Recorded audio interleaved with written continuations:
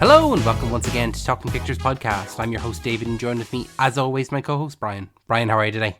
Man, did you see that new electric state trailer? It looks as bland as it looks generic. I mean, come on. What is Netflix thinking? Just slapping on some Oasis music thinking it'll capture the attention and generate some enthusiastic excitement. This is a far cry away from you last week. What's happened? What's happened in the last week? This is far and away different from what you were last week. What do you mean? You were singing its praises last week. Now all of a sudden you're here saying, oh yeah, shit. David, cue the intro. If this is your first time joining us, welcome. If you're a returning guest, welcome again. Just want to remind everyone that if they're not already, make sure that you're subscribed to us on your favourite podcasting app of choice, as well as following us on all of our social medias. They're all in the links down below. If you have a suggestion for spotlight episodes just like this, or bonus episodes that you'd like to see us talk about every other weekend, make sure you send them in to talkingpicturespodcast1@gmail.com. And like I said, everything is down in the description below. Brian, we're here, like I said, for a spotlight episode. It's Halloween. It's the day before Halloween we're releasing this, the 30th. So we're here to talk about a scary movie. And this is your choice, right? This is my choice, David. This is one of my favourite go-to movies in general, never mind horror. It's given away in the title, so let's not dilly or dally. Yeah. John Carpenter's The Thing. It's something that we talked about multiple times in terms of things you'd like to see a sequel to, your favourite films, full stop, your favourite remakes, all that kind of stuff. So, yeah, The Thing, John Carpenter's The Thing. I've brought it up on numerous occasions in multiple bonus episodes and some Wednesday Waffles as well. So I think now by doing this discussion, this spotlight on it, I don't need to talk about it anymore because I keep bringing it up. You get it out of your system. If we do our favourite films volume 2, I mean, am I just wasting a space for another movie I want to mention if I don't throw this on? So I think this should solidify my love for this movie. Yeah, so it's not one that I would actually kind of rank very high on terms of like my favourites, only because I only saw it for the first time maybe 2 years ago, and then watching it now for this episode was like my second time seeing it. Let me tell you about my first time seeing it. Secondary school, it could have been 5th or 6th class. I don't know what made me watch this because I wasn't exactly the type of person to reject movies that looked old or dated in film or effects. I would not reject that normally, so I'm not one of those. But upon first viewing, in the initial viewing, I could have thought that maybe this was too slow or not for me or wasn't following it. I don't know what took me to watch it. Maybe someone recommended it to me and then I took it from there. And then eventually the movie progressed. I realised that I dug this an awful lot. I liked this movie an awful lot. And it took me 3 separate sittings to watch it. And that is because of school. School schedule put me off. I think I watched the first half of the movie. I forget where I stopped. Then I continued into watching the second half. Up until towards the very end. Not exactly the very end. It was after the, yeah, fuck you too. And then I was, okay, I gotta go. I've like 5 minutes to get to school and I gotta go to school. And you're watching this in the morning? Oh, yeah. I managed to get up early and watch it because it was the second half of the movie, you see, so it wasn't too much. And then all I had to do was get through the day and get back home to finish it, not realising there's just 3 minutes left of the movie, and then when I go to watch it, it was that pretty much just that final scene, and that, I don't want to talk about it now because we got to crack into the movie as a whole, but that was my first exposure to this movie. And just as I got older and one step closer to death, I just realised this is one of my favourite movies ever. I would watch this over Alien any day. I prefer this over Alien, I prefer this over an awful lot of movies, and yet it is still an undiluted franchise, still ripe for the taking. Blumhouse was thinking about doing a new movie, whether it was going to be some form of a continuation in a legacy sequel where they keep within the same continuity, or if they just did a new one altogether, like a new rendition of the IP. But it's not yet come to pass. John Carpenter has dropped hints throughout the years, but nothing of significant since. Jason Blum was the producer. Maybe he still could be. Maybe down the line we could get a new one, because this was in 1982 and the prequel wasn't released until 2011. That could be considered something of a legacy. Of course, it's a prequel, and we do have a couple of legacy prequels as well, but that was in 2011. We're getting now nearly on to 15 years and there's still no new movies. How many more sequels of other ongoing franchises that are decreasing in quality as they continue? Because of, like, for example, Ghostbusters Afterlife was great, but Frozen Empire not so much. With the Godzilla stuff, like ever since in 2014 with that first Godzilla, like everyone loved Godzilla versus Kong, but Godzilla X Kong, nah. So do you think people are afraid to touch it? no, they can't be afraid. There's no reason to afraid. It's just no one has come to Jason Blum with a pitch, I don't think. See, it seems like when you directly compare the original, obviously the one we're talking about today, John Carpenter's, when you directly compare that to the prequel, they're so different in terms of how the atmosphere of the film is. And this one, obviously, it's a kind of a whodunit in a way. Like, it's really, you're trying to figure out all these characters and their motives, and well, not even their motives, but just like who is the thing. Yeah. Whereas in the prequel, it is very much a monster film, you know, and you're running away from it, and the who is the monster, who is the thing, isn't a very big part of it at all. So I think that maybe are people afraid of not being able to recreate that paranoia that the original was able to make, and that's why it's not as, or maybe it's because it's so beloved. Maybe people are genuinely afraid to touch it because it's John Carpenter's The Thing. You know, it's 1982. It went for so long without any continuation, whether that be prequel or sequel. No, this is Hollywood. Hollywood wants to milk everything for what it's got, and I think if there are any pitches made that were left unanswered, obviously it didn't do a dent, because, you know, they'll make it if they think it appears to be good and would make money. That's the key. And I think in the hands of Blumhouse it would be very safe, you know, under Universal and then Blumhouse. But the aspect of the paranoia, the anxiety surrounded the many characters in the isolated location, and the untrusting nature between everyone, and you might ally up with others only by isolating others and singling them out, whether you have preconceived hatred towards them or not.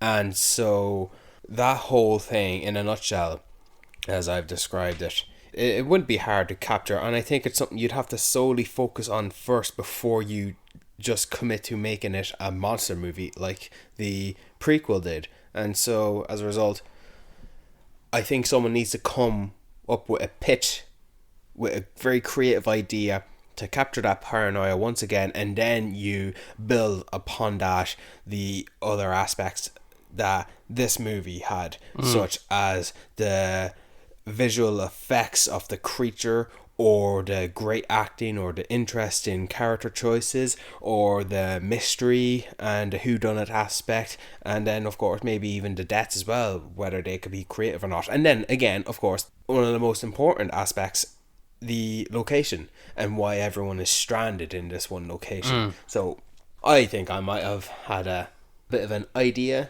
pop up here and there, but nothing as concrete as another bonus episode we've discussed about, where I have pitched a sequel to an iconic film franchise that has yet to be released on this podcast. But yeah, Brian, we haven't released that. What are you talking about? Is that like a Christmas bonus present that we're going to be releasing for people? Are you not listening to me? I just said it's yet to be released. I know, yeah, but I just wanted I'm teasing it. Like, well, what could you be talking about? Yeah, so one aspect I wanted to really talk about is the location. I think that it's such a great location. When I was watching it last night, I hadn't seen it in a couple of years, so my memory of it was a little bit vague. I knew like the main kind of plot points and stuff like that, and who died and where they died and stuff like that, but one thing that I just was really enthralled with this time was the isolation within the Arctic compound. when that initial shot of the helicopter flying over Antarctica, and it's just like, it gets lost. Like, it's a tiny black speck across all this white landscape. And you're like, Jesus, they are alone. There is nobody around for miles and miles and miles. So I think it really does a great job of setting up that atmosphere. And then as well as that, when they're within the compound and that kind of initial figuring out like what the thing is and how they're running out into the snow and they're slipping around and sliding around and stuff like that. It just feels like a real location. And I like genuinely believe, as I'm watching it, I'm believing, okay, they are somewhere where it is only the cast and the crew. There's no one else around. They're not going home to trailers. Yeah. They are sleeping together for warmth every night. They are not going home to their lovely Beverly Hills mansions and all this stuff. It genuinely is like a shot on location film that feels desolate. No, I don't actually think they went to Antarctica. No, they probably didn't, but it felt like it. Yeah, it did feel like it. I think at best they went to Alaska, and that's just a guess. I have no idea. As much as I love this movie, there is a limited amount of facts that I only know. But I want to circle back to that opening where the Norwegians are flying and the helicopter's trying to shoot a dog. Younger Brian watching this movie has never wanted to see the deaths of two men than those Norwegians. I was so hatefully rageful towards these two gentlemen in the helicopter who didn't speak English, trying to shoot at this poor lovely husky dog, and it's just trying to get away from the snow. Now, any intellectually sounded person would be able to come up with a theory that these two men seem to be chasing this dog for a particular reason that we as an audience don't know. I was just solely focused on men trying to kill dog. I hope those men die. Yeah. So I never once had any suspicions about anything unnatural about this dog. I just saw what was presented to me. And when we cut back and forth between them to the compound with the Americans and their base, and we see some slight introductions between the men, and okay, these guys are going to have to be our heroes. These are our avatar. These are the men who are going to learn the plot of this movie and the story and the unfolding events as we as an audience do. And so, first of all, I think at the time it is quite acceptable to pull a pin of a grenade and you go to get ready to fling it at the dog, which is the thing, but we as an audience don't know that. I think it just flying out of his hand and going into the snow. Like, at the time, quite a dangerous oh shit moment, but now as I watch it, I do think that's a bit of clown work now, isn't it? It's a bit, especially when it goes over, it flies into the snow, directly indents the snow, and it goes into one particular part, and then the Norwegian's going over and he's like brushing all the snow away, and it's like, well, just go over to the part where it went in and just, it's there. Yeah. It's like a real comedy of errors to have to like pull out the pin. Whoa! It slipped out of my hand. Yeah. Yeah, what was that music that plays? So I think in that moment that is a sink or swim. The one guy ran away, whereas the other one tried to retrieve the grenade. Like, I think that would be a natural reaction for someone to try and retrieve the grenade because it's so close you can grab it. Of course, it didn't work out and he died. And then the guy, the Norwegian with the gun, spouting something in Norwegian and tries to shoot the dog, and for the 10,000th time has still missed. What a terrible shot this guy is. And then he gets a bullet pumped in his head by the guy who I recall roaring with praise, Gary. I think the official leader of the base, Gary, because he's the one who carries the keys to get access to certain materials. He controls the locks. He's the base manager. He's the one going around carrying a pistol. So Gary was the guy who I immediately loved just because he stopped the Norwegians from killing the dog. So then, how did you feel when it's revealed later on that the dog is the problem? Did you feel betrayed? Did you like, oh, maybe those Norwegians were onto something? Maybe they weren't the bad guys in the end? I think there's something about nobleness. Is that a real word? Nobleness? What I appreciated, and I think this is... let me try and find my words. Because I have to reference the 2011 movie. The 2011 movie prequel ended where this one begins. During the post-credits. Lars was a character in the prequel, in the 2011 movie. And while some of his actions in this movie comes across as very bumbling and clownish and just silly, like every time he aims to shoot the dog, he misses terribly. When he goes to drop a grenade on him, he misses by miles. And he doesn't stop to think to explain the situation to these other human beings who he should feel very great to be in the company of. He just immediately focuses all his attention to executing this beast without warning and without thinking of the consequences. You are going around these Americans, their base, with a gun, firing, and you just injured one of their men. I'm sure there's a time where you should think Americans can be quite trigger happy, so maybe don't do that. So while Lars comes across as a bit of a clown in this movie, he comes across as someone you admire in the prequel, because he's the sole survivor essentially in that prequel, in my opinion. He's the only one left alive in the base. And those choice of words that Joel Kinnaman says to Kate, played by Mary Elizabeth Winstead, when she asks him, what did you do to Lars? And he says, we didn't kill him. I appreciated that key factor because he cannot die. He had to be put into a situation where he is not in the middle of the conflict and crisis, in the situation where everything just spirals out of control and everyone starts dying. So his paranoia is heightened, and he's been alone. I think he's been alone at the base for a while. And so now when he realizes that this thing in the form of one of his dogs, his own dogs, seems to escape, that is no dog. And then, without even probably explaining to the other guy, the helicopter pilot, he tells him to start the helicopter and to get in the air and to start flying.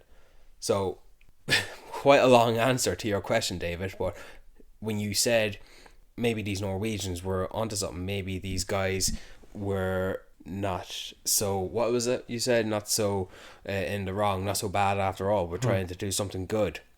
As a result of the 2011 prequel, yes, I appreciate the quick, reactionary, highly pressurized decision making that Lars makes in that movie, and which leads him to this movie. And it was a great ending to that prequel, the ending where it ends where the original begins. I think it was one of the best aspects of that movie.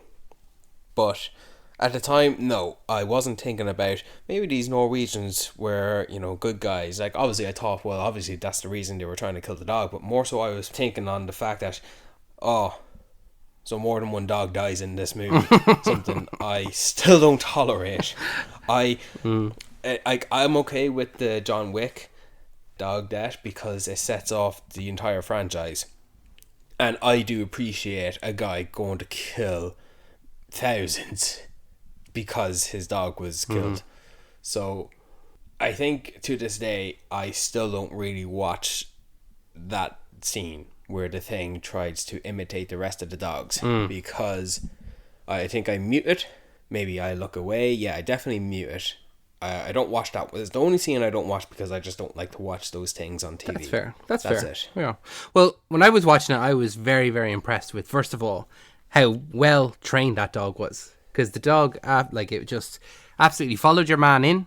Like, it was hesitant to go into the dog pen, because I think, the thing knows that dogs know it's not a dog, Like, it has... Yeah. I think that's kind of a superpower that dogs have. If there's something up, if there's an imposter, or if there's an alien or something like that, dogs will sniff it out. Imposter. So yeah, imposter. And that's just generally with films. It's not just this, it's always the case, dogs just know. They're better, they know.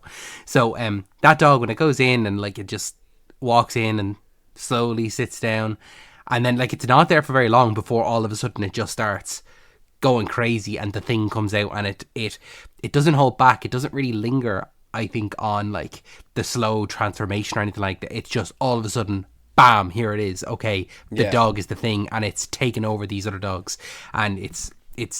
I think it's a really, really well done scene in terms of, like, I think you mentioned it there, kind of at the start of the show. The practical effects throughout are so good. Like that scene in particular, where it opens its face up and it starts, like, long stringy arms are coming out. What's great about it is that you see the movement from a natural look to an unnatural look. So you see what appears to be a prop of a dog, an animatronic, and you see the undoing of this natural looking dog into an unnatural looking creature. As you said, it opens up. And what I like in this scene, that the dogs were all barking at it, trying to threaten it, with its barking. But then they all get scared and they all try to howl and roar and chew through the barbed wire. Yeah, that's crazy. Yeah. Genuinely, that's so good. Like just seeing a dog actually rip, like, metal wire off of the thing to try and get away. It's like, okay, now we kind of know the level of what this thing is like. If a dog is ripping through metal to try and get away from it, you're like, whoa, okay.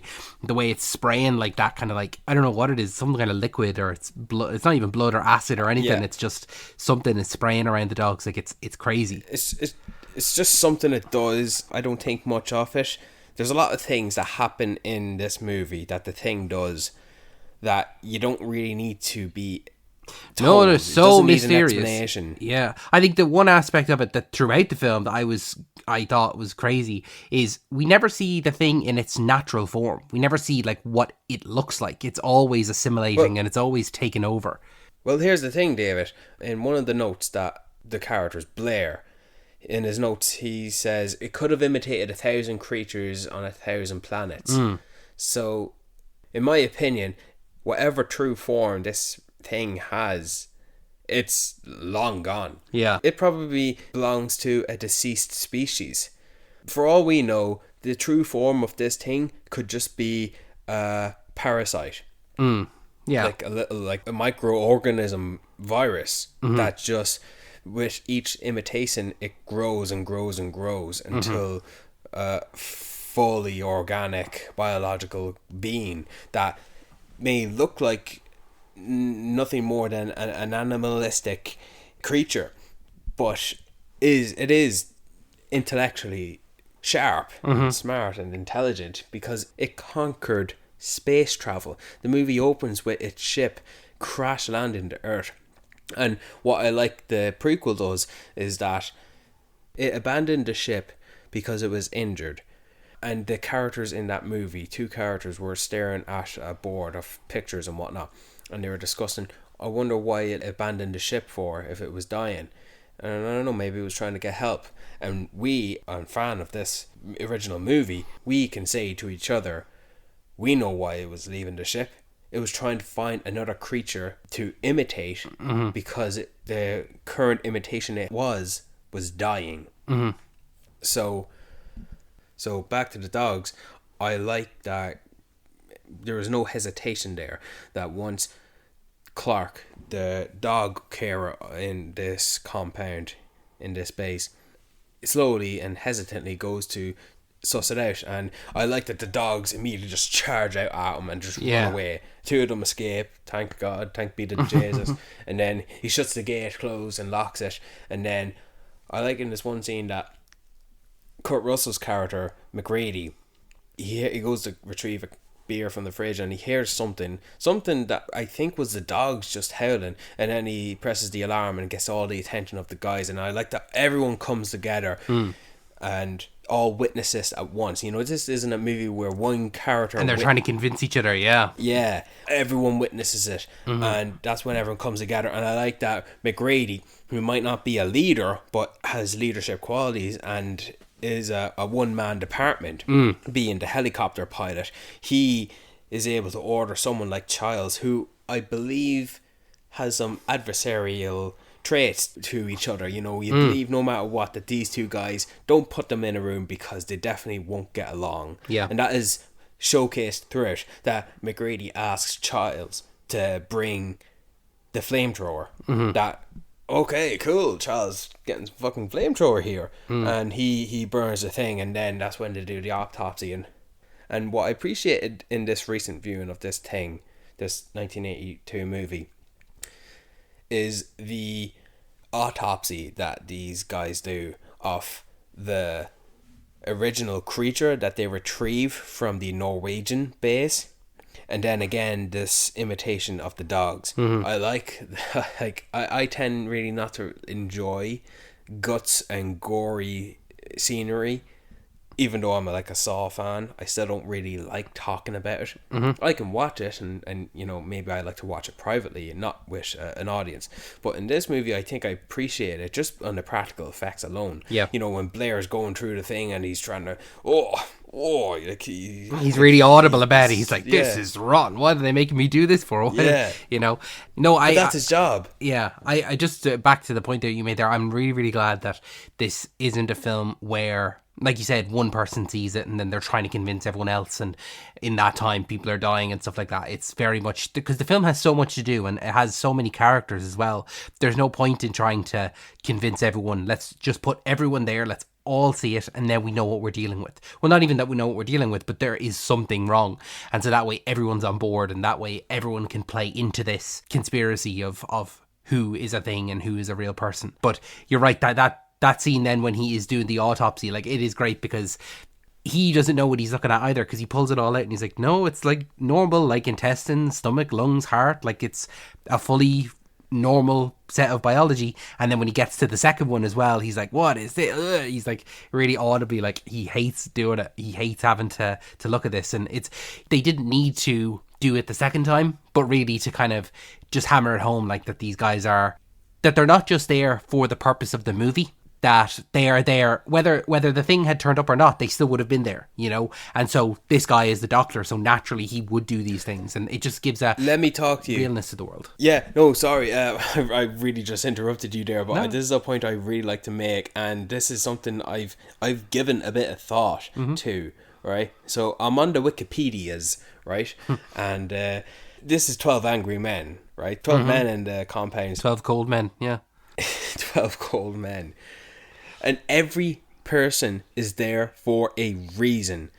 I think John Carpenter and the writers, whoever, really thought, why is this person here? What is his role? What is his position? Why is he there to get paid? Who does he get along with? Who is he not get along with? Yeah, exactly. Like, McReady has his own shack. He really likes to just sit there and just tolerate his co-workers. And other people get along, they get, whether they're up in pairs or not. Like, you see that Childs and Palmer share a room and they watch rerun and tapes of game shows, and they share joints and they get along. So, like, McGrady is the pilot, Blair is the senior biologist, and you have the cook Knowles, the guy in the rollerblades. He's actually pretty young, cool character, like more on the quiet front, but like others has a role to play.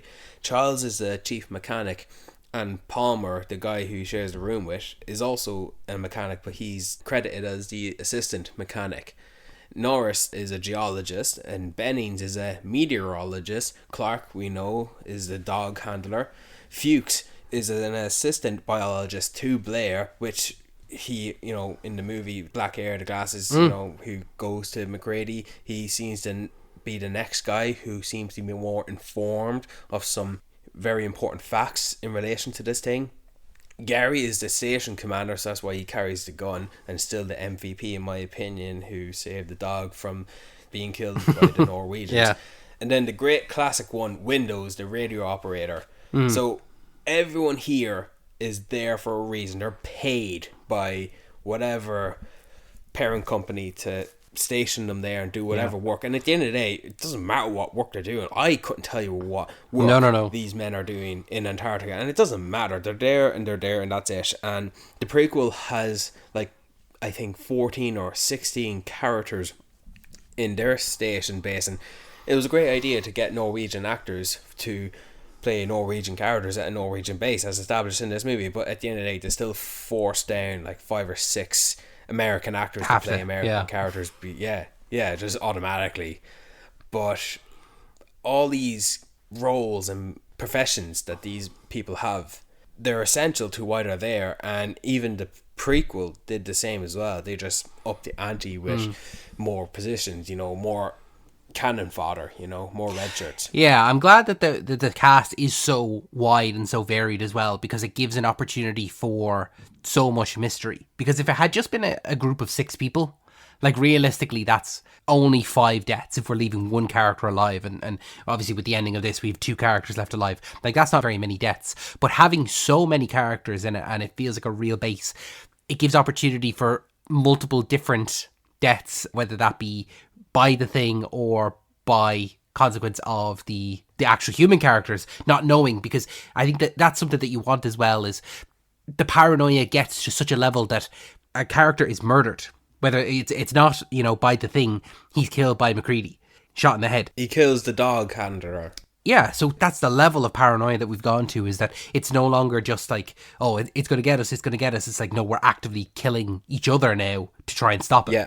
And I think that was a great choice to have so many characters as opposed to just a very limited set, limited cast. So having the wide roster of characters is a much more fun idea as well, because there's so many times that we get to see characters be attacked by the thing, or, I think what really adds to the paranoia and so much is that there's so often where, just even as a movie, us watching it as a film, there's so many times where like characters will go, okay, me and him, we're all gonna go over to this area and we'll be back, and then it'll just like cut to later on when they're coming back, or 2 of them are coming back, and you don't know what happened.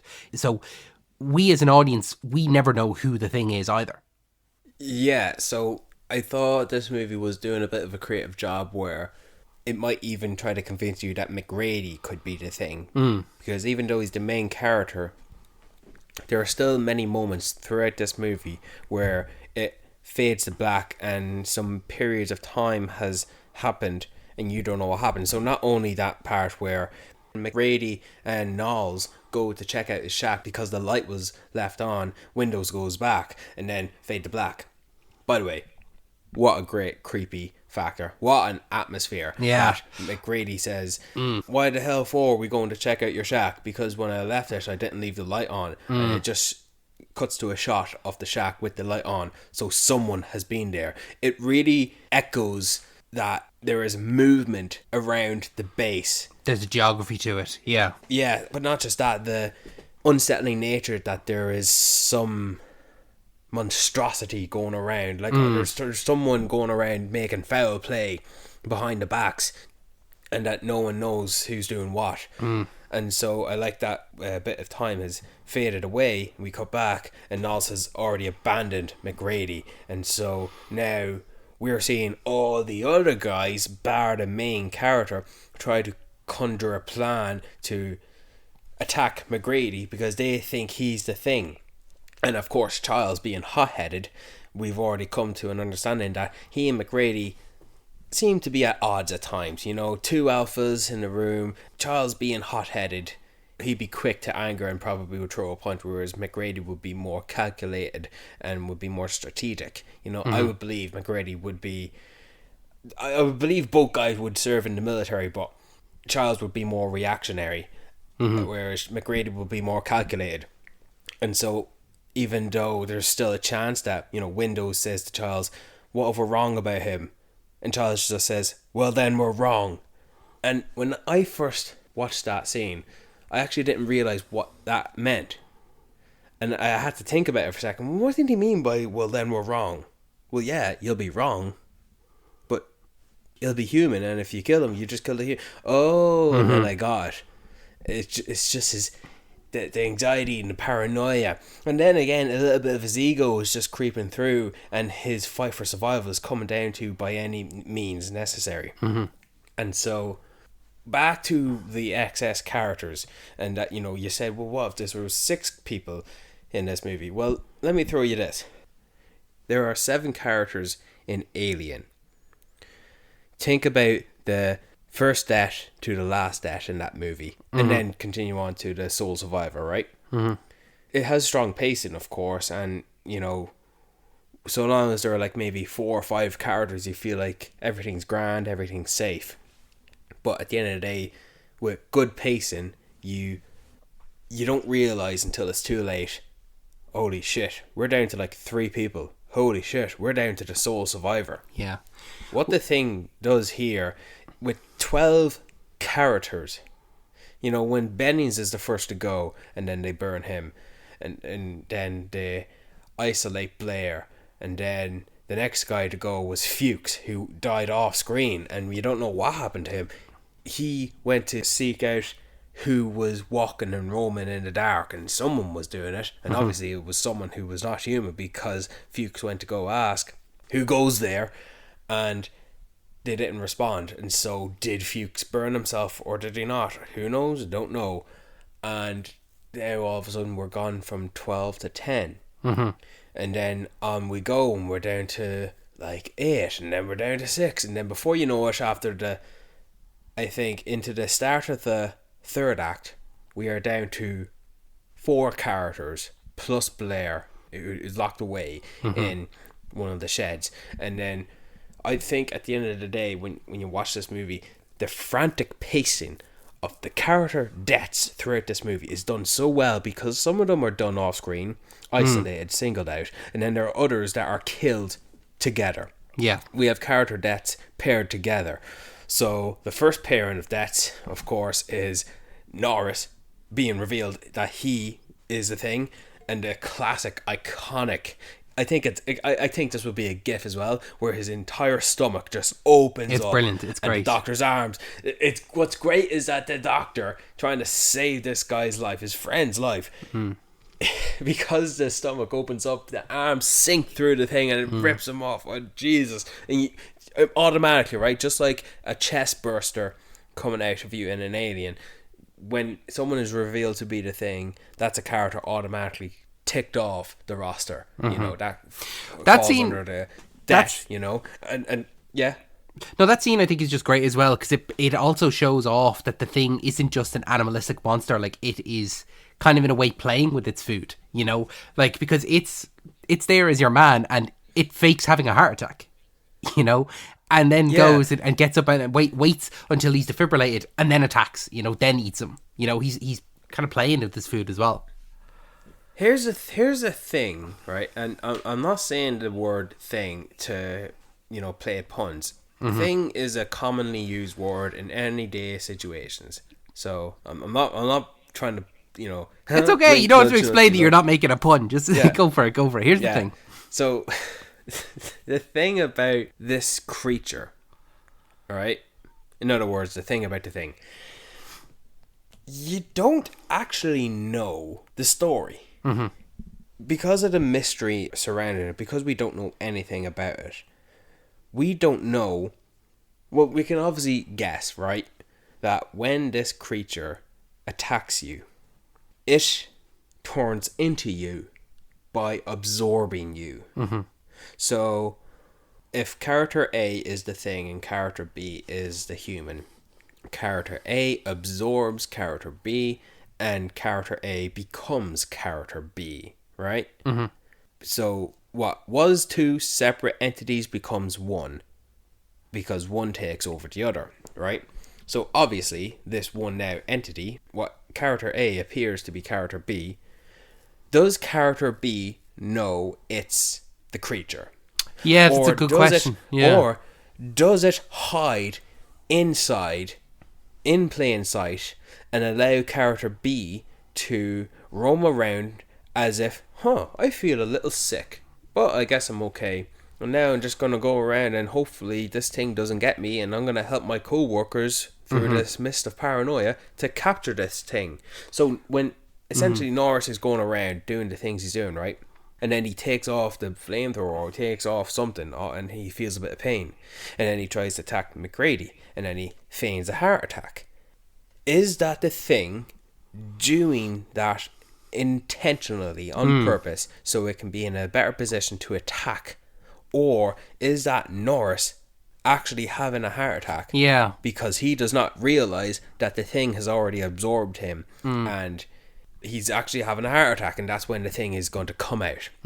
Now, I don't fully really believe that, because there is some evidence to suggest that otherwise in the prequel, and then again in this movie, right? Let's talk about the infamous testing scene. It's a great scene. Yeah. Even South Park parodied this. I've never seen it, so I don't know. What? I've never seen South Park, so I So don't know. what? All right.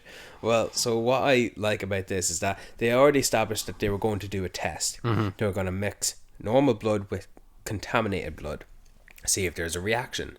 Someone messed with the blood, so we don't know. Someone else sure as shit thought it would work, and that's when the paranoia starts playing out and starts singling out people. You know, they single out the doctor and the commander and the dog handler.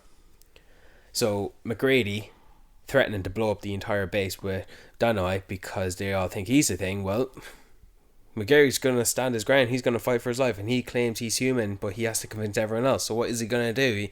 He comes up with a plan after just wasting the thing that was North, blowing that whole thing up, right? Because that's where he says he got the plan, that this thing will do anything to survive, right?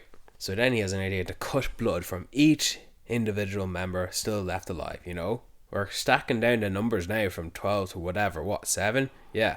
And so it was a great plan that he gets blood to test the dead bodies, right? To see what's what. And this is after he's proven that he is the thing. And still some of the guys are saying it's a crock of shit. Doesn't prove a thing. And that, you know, he's thinking, well, of course you might think that, you know. But what I like how he's tied everyone up, right? Except Windows. He probably thought Windows was the least threatening, or that he probably believed that Windows was already not a thing for some sort of reason. And so after he tested himself by getting hot copper wire and making contact with the blood. I like the sound it makes when he touches the cup of blood, and it's the little sizzle noise. And I think the movie obviously was trying to set up, Windows is looking very menacing looking. He's gonna come out as a thing, and yeah, but of course no. And then he takes a deep breath. Great. Now he tells Windows to put on a flamethrower and to point at everyone. Then great, we're making some form of progress. What I love there is that every time that someone is revealed to not be the thing, it's like trust is immediately put back on them. You know, that it's like Windows. It's like as soon as you're not it, perfect. Get a flamethrower. You know, you are now on Team Human. You know, there's no like animosity. There's no like, okay, well, I didn't get on with you or whatever. It's as soon as someone is revealed to be not the thing, perfect. That's all we needed. Get a flamethrower on you, you know, and it's instant trust. If this was set in the 1800s and a previously owned slave who lived a life in slavery is in this position that McGrady is in and does the test against his former master, who is the biggest racist, misogynistic, ruthless pain inflictor. I know what you. Right? Yeah, I know where you're going with this. Yeah. If he tested his blood and it proved that he was human, it doesn't matter if his best friend, his mother, or his brother was sitting next to them. He's immediately saying, "Colonel, stand up, grab yourself a flamethrower, and point it at these people." That's what it would be equivalent to, because as you said, trust is immediately restored. Yeah, it's just Team Human. Team Human, the relief lifted off your back. That great. But what I like next is that he did the dead bodies and that it proved that they were both human, including the guy he murdered. And I like that Childs, right? He says it's a crock of shit, that it doesn't prove a thing. Charles is saying that. But as soon as he does Clark's test, it proves that he's human. The same procedure and results.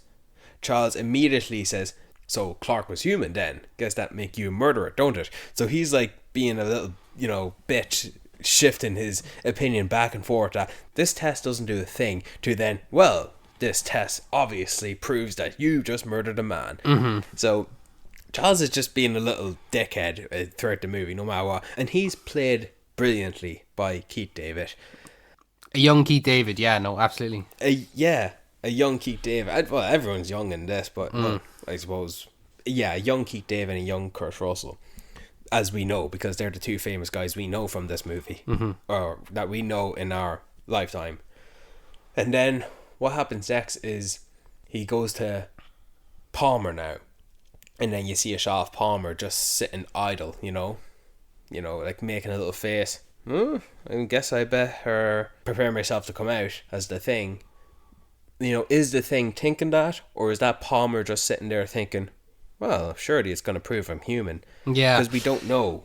You don't know how much that person knows. Yeah, that's a good point, because like it does go quite a while before, like it's not until the blood is tested does the thing jump out. Like it's only when its cover is blown does it fully come out.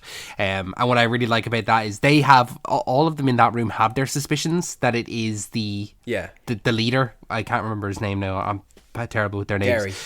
Gary, yeah. So they are like, okay, we'll do you last, because that's who we think it's going to be. So we'll do you last. And then so it's kind of like he haphazardly almost puts it into the other one, and then it reacts, and then all of a sudden the thing comes out. Because he was so focused on telling Gary, we're going to do you last because I'm going to point the flamethrower in your general direction because we all think, especially me, that it is you.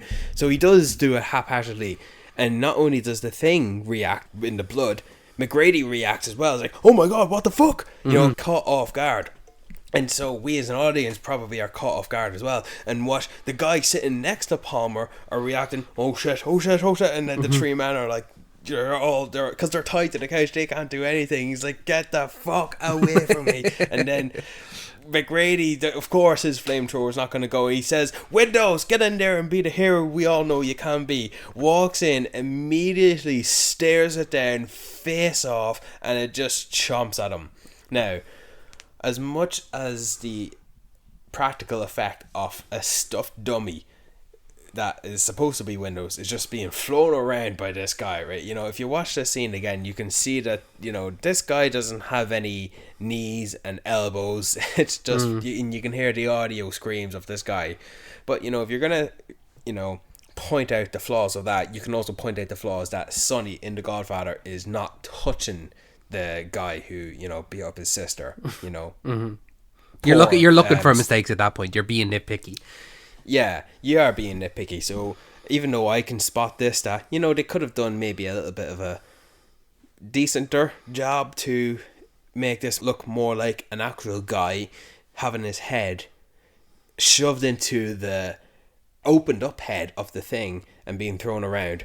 And then that's now automatically 2 deaths in this situation. And McGrady's able to vaporize the 2 of them, flamethrower them both. And what I like here, right, to build upon the notion that trust is immediately put back into one another, is that the Windows thing, which seems to be, starting its forming, right, because Windows is 100% infected and he's making thing noises. And the 3 guys, Charles, Knowles and Gary, the 3 of them are still tied to the couch and they're saying, McGrady, get in here, McGrady, get in here, McGrady, kill it, McGrady, for God's sake. And the 3 of them who are trying to kill him earlier are now looking at him to save them. And then, great, okay, now that situation's sorted, we made some progress and we had some setbacks, but on we go. And scene reset, Knowles, human. Great.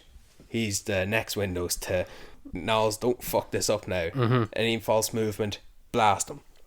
And then Charles, of course he did Charles second last because the adversary animosity is still there between Charles and McGrady, and so it proved that he's human, right? Let's do this. That's when Charles finally believes in the procedure does prove that you're human or not. And then I like that Charles is just sitting there, get me out of here, cut me loose, get me out of here, get me, because he's sitting next to Gary, because they all still think he could still be the thing, either because of the keys being stolen and the blood being fouled upon, or the fact that it's just that he has not been proven human yet. As a result, you just don't trust him. That's another aspect that I think was like similar to how we were saying there, like, does the thing know it's the thing? I think that another aspect that I wasn't totally clear on, and so because it was ambiguous, I was also like, I think it was a great aspect of it, was how many things are there? Is more than one person a thing? We don't know. And it's only kind of in that, I guess the seed is planted earlier on when Kurt Russell, when they're outside burning the body, and he goes, I know I'm not the thing, I am a human. So the fact that none of you are attacking me means that some of you must be human too, otherwise you would all attack me. So that kind of had it in my head, like, oh, is there more than one thing? Because it seems to always get away, and it seems that even though we've blasted with fire, there is always still one out there. So I think that Yeah. was one element that I was always thinking about as well, is like, is there more than one of them, you know? In my opinion, it's just one being. Yeah. But see, the way it's like splits off, and like, you know, the body can still be burning and reacting, but then like the head, you know, falls off the table and gets away. It can exist as two separate biological beings, even if it came from the same body. Do you know what I mean? Yeah. It can exist in two places at once, literally. This thing can be in two places at once, literally. But in my opinion, it's just the one entity. Yeah. You know? It's kind of, yeah, like It can. yeah, like how a newt or like a salamander or something like will chop off its tail and use that as a distraction. It'll keep moving. So like the body will be there, the body will be burnt, and then like the actual thing will get away. Yeah. So when they proved that Gary was human, and then I guess all three guys are dumbfounded by all the shit they all gave him, that Gary, still the commander of the base, essentially, a man, a bit of wisdom. I know you gentlemen have been through a lot, but when you can find the time, I'd sure like to not be tied to this fucking couch. That's my favorite So- line in the whole film. That was, I thought, Yeah. the funniest thing. If you could find the time, you know, when you're not on your Arctic vacation, to get me off this fucking couch. It was great. As much as I love Childs and McGrady, I really like Gary in this movie.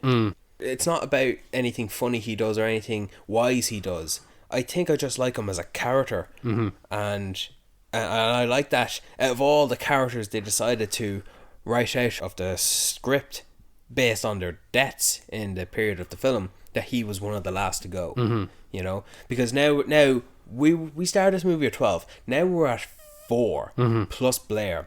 And because they'd killed off anything that is in their midst, well then whatever's left has to be Blair. Because there's no one else around to embody the thing.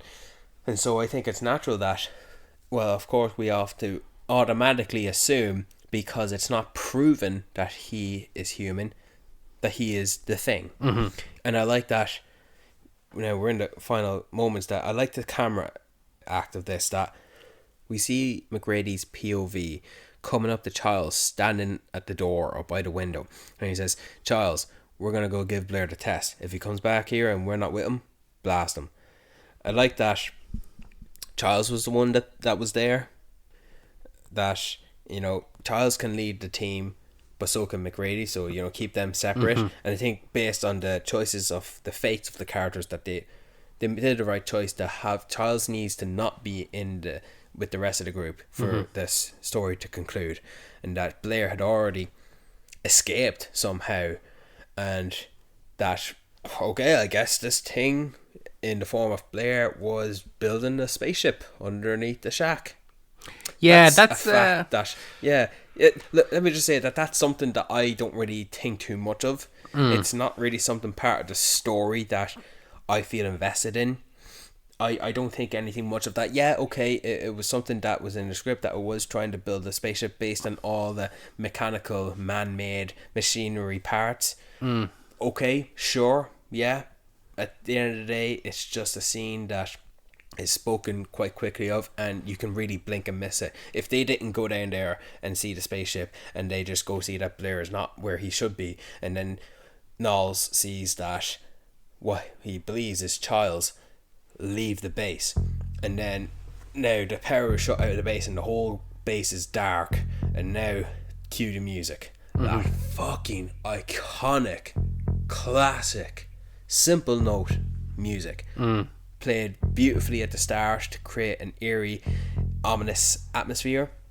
And now again, except things are just so much dire. This is one of my favourite scenes in this movie because of the music being played.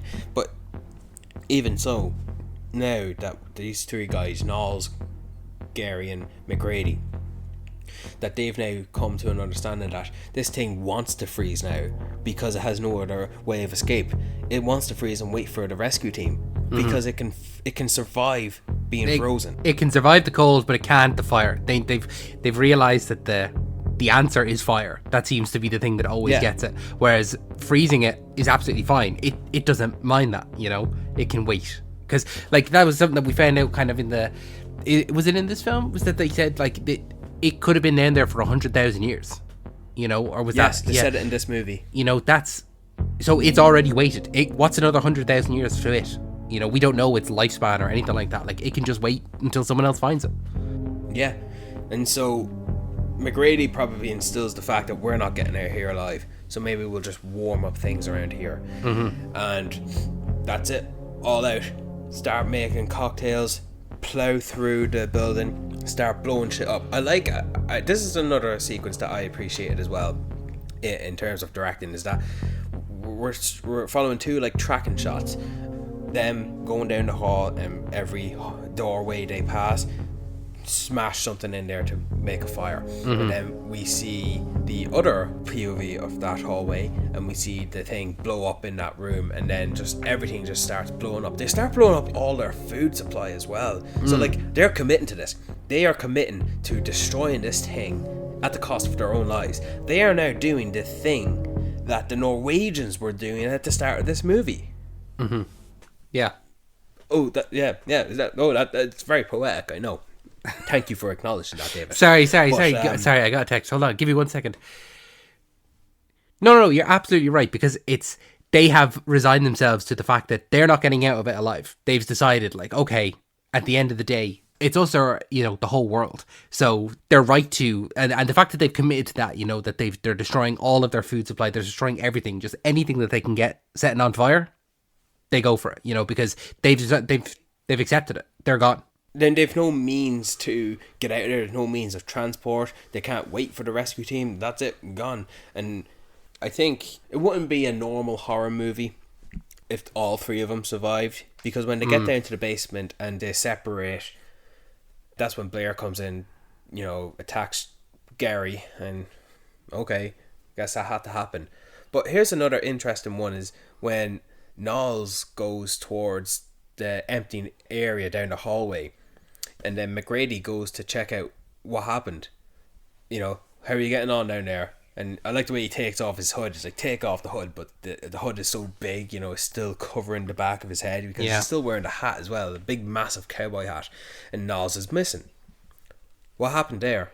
You know, obviously he got, I don't know, attacked and off screen, and that's just it. You know, it's a very simple way, and it's a very cheap way to kill a character, isn't it? Well, I don't think it's cheap at all, because of the fact that throughout the whole film... No, cheap financially, I mean. Financially, yeah, no, but I think that it fits into the whole mystery surrounding all of the film, because yes, we can just assume that the thing got him, but also maybe not. Maybe he was killed in that explosion. Maybe he was set on fire. We don't know, because there's so many times that characters just go missing, or like you, earlier, you know, the guy was just found dead.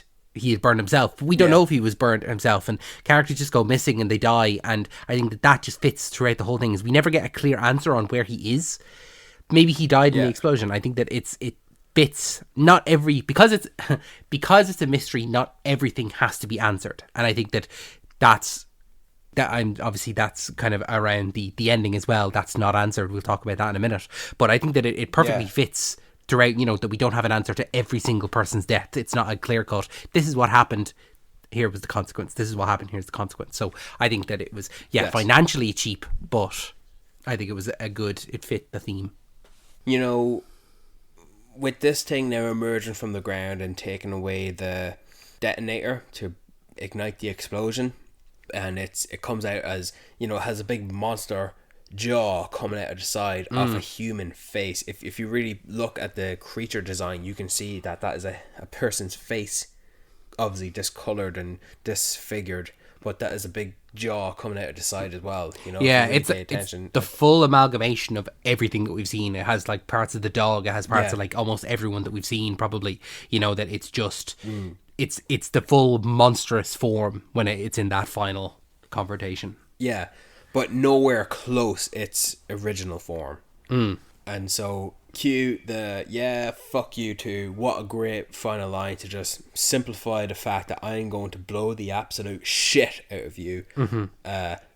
Blow up the absolute shit out of you. and then that's it. The big massive explosions do it all. And I like that McGrady was able to snag a bottle for his troubles to sit outside.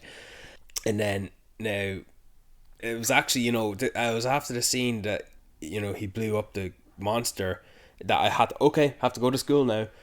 And I came You're back right at home the and end. It's like not even Yeah. 3 minutes. It's like 30 seconds. it's not 30 I know, seconds, but it feels like definitely it's so I come back and literally the movie continues with McGrady in the outside premises of the base, and he just sits down next to something, the wreckage and a barrel, and then in comes Charles, and his explanation was that he thought he saw Blair in the snow and he ran out after him and got lost in the storm. First of all, what do you make about that fact? That he saw the guy they were going to retrieve and he went out after him. What do you think Charles was just off, being very reactionary, as we had established that he is reactionary and hot-headed, that, he might even think he's the hero boy, but that's what he claims to have done, and now he wasn't clued into the plan about destroying the base, and so all he's seen is it blow up and coming out and find McCready there. He's also asking him, like, what did you do now? And maybe we shouldn't. He's trying to catch him up with everything, and so I really like the dialogue in the scene because it's not long. It's very simple single lines of dialogue, and maybe we should just sit here a little while and see what happens. And if there's no other way to take a sit down and have a breather after a day of witnessing extraterrestrial beings trying to kill you and your friends and colleagues, maybe sit back, relax, and have a bottle of whiskey to soften your troubles, I think that it's a great finale because there's still that level of distrust between them, and I think I don't know. But what I like here is that if either of us have any surprises for each other, I don't think any of us are in much shape to do anything about it. So if McGrady is the thing, Charles can't do shit about it, and if Charles is the thing, McGrady can't do shit about it. So they're just sitting there, but they're content with that distrust, No, but I think that it's, even though there is that slight level of maybe you're not, like, and I'll never fully know unless we go for each other. But I genuinely do believe that neither of them are the thing. I think that line about, we know as an audience, McCready isn't the thing because he's obviously blown it up. We've seen that. But then when Charles comes along and he says it, I think that if either one of us were it, the other one wouldn't be able to stop.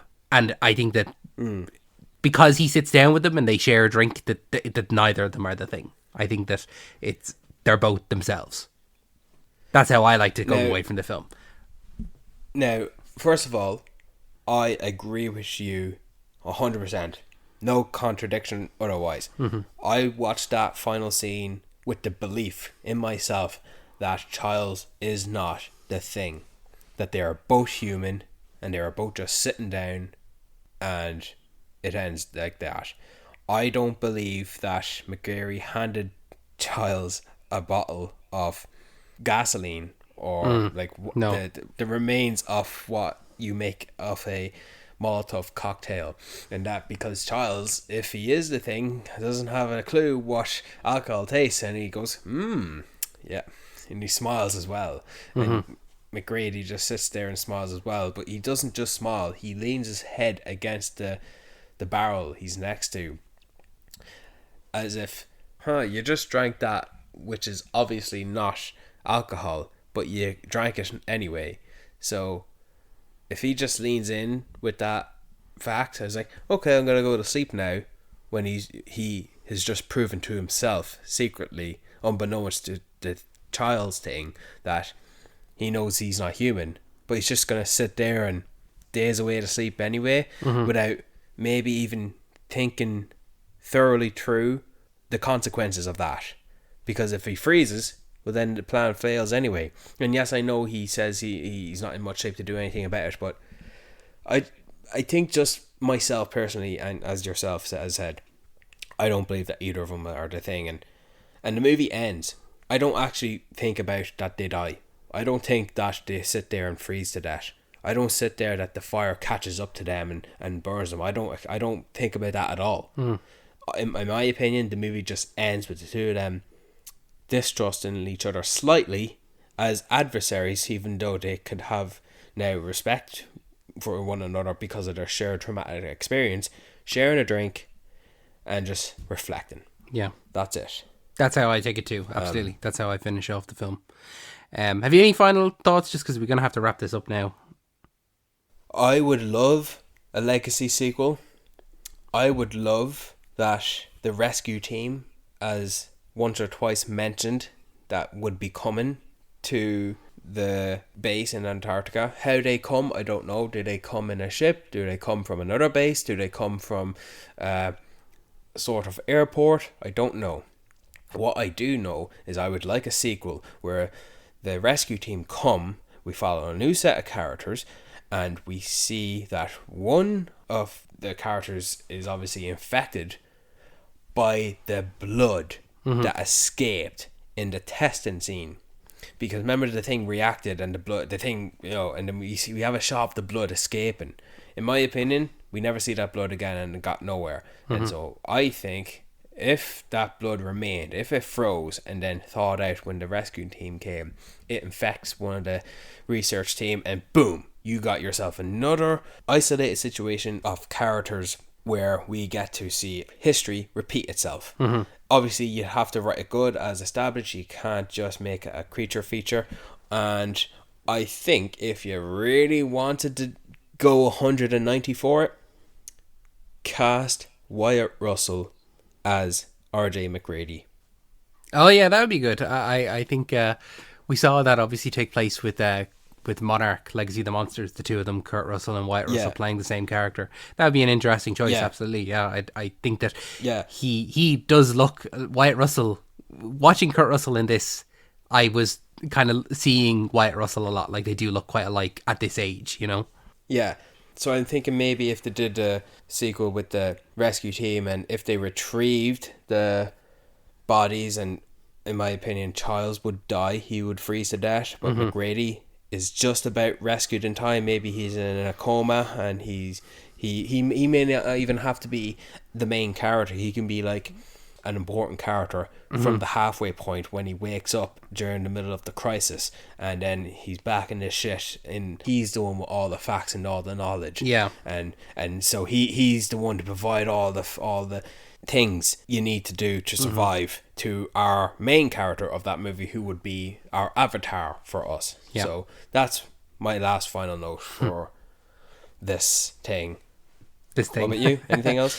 No, I think it was a good chat. I'm glad that I got a chance to see it again, because like I said there earlier on, it's not one that I hold in high regard just because it's not one that I've seen very often, but it is one that I really, really love the atmosphere of. I love how cold it is at the Arctic, and so when I do watch it, I actually like to be cold. I don't know if you do that as well, but the first two, like the first time I watched it, we watched it like me and a group of friends, and we made sure that like the heating wasn't on, like, and it was I think it was Halloween night, so it was very, very cold. And then similar last night, I made sure that like as soon as I was starting to get a bit chilly, I'm like, okay, perfect, the thing is going on now. But just want to say thank you so much for joining us for this episode of Talking Pictures Podcast. If you have a suggestion for spotlight episodes or bonus episodes, make sure to send them in to talkingpicturespodcast1@gmail.com. Make sure that you're following us on all of our social medias. They're down in the description down below. If you haven't, make sure that you give us 5 stars on your podcasting app of choice. It costs you nothing. It helps us everything. We haven't asked for that in a while, so just make sure that if you are listening to it, just give us 5 stars and we'd really, really appreciate it. But yeah, new episode every single Wednesday, so make sure to check in with us again next week. Brian, any final words? If I was an imitation, a really perfect imitation, how would you be able to tell it was really me? I would know, because I would say, Brian, we have to wrap up. We have no more time. And you go, oh, well, actually, I have one final question. That's how I'd know. Thanks, Brian.